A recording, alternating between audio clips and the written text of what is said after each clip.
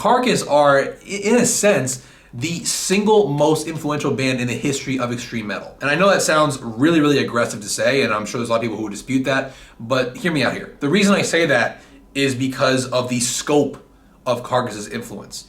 Because they constantly reinvented themselves throughout that classic run of albums, what happened is they blazed a different trail in each subgenre that they touched. Think about it. You have grindcore, you have death grind, you have melodic death metal, you have death and roll. Every step of the way, they were really important, really influential, but to an entirely different group of people. And I realize that sounds a little bit extra, and obviously there were other bands involved in the creation of all these subgenres, but that's why it's like really impossible to trace the lineage of Carcass when you listen to newer bands, because it's just as likely that Cattle Decapitation and Trivium and Wormrot were all influenced by Carcass in some manner, or at least some era of the band. And that's truly special. There's no discography in metal quite like it.